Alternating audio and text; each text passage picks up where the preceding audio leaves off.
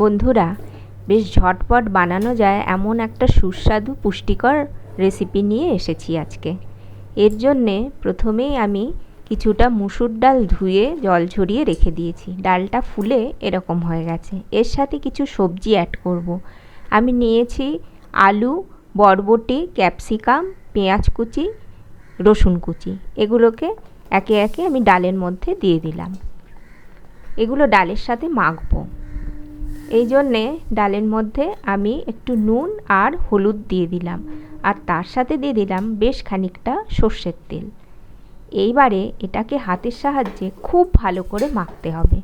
মাখাটা অন্ততপক্ষে 5 মিনিট ধরে করতে হবে এরকমভাবে, যাতে সমস্ত তেল, মশলা আর এই সবজিগুলো সব মিলেমিশে একাকার হয়ে যায়।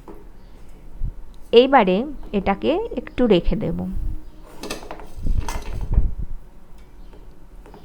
কড়াইতে এবারে জল দেব, তেল দেব না, কারণ তেল আমি আগে দিয়েই দিয়েছি সবজির মধ্যে। জলটা ফুটে উঠেছে, খুব অল্প জল দেব যাতে সবজিগুলো সব সেদ্ধ হয়ে যাবে, ডাল সেদ্ধ হয়ে যাবে আর এটা হয়ে যাবে। এর মধ্যে একটু কাঁচা লঙ্কা দিয়ে দিলাম, দিয়ে এই সমস্ত কিছু ভালো করে সেট করে এবারে ঢাকা দিয়ে দেব।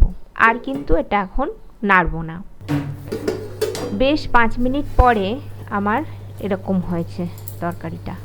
এর মধ্যে একটু টমেটো দিয়ে দিলাম। টমেটোর স্বাদটা যাতে খুব ভালোভাবে পাওয়া যায় ওই জন্যে টমেটোটা দিলাম। দিয়ে একটু নাড়াচাড়া করে নেব। টমেটো কিন্তু এই যে তরকারির ভেতরের যে গরম ভাব, তাতেই কিন্তু সেদ্ধ হয়ে যাবে, আর বিশেষ কিছু করতে হবে না। আমার রান্নাটা হয়ে এসেছে। কত তাড়াতাড়ি হয়ে যায় রান্নাটা। ভাত, রুটি সবের সাথেই এটাকে পরিবেশন করা যায়।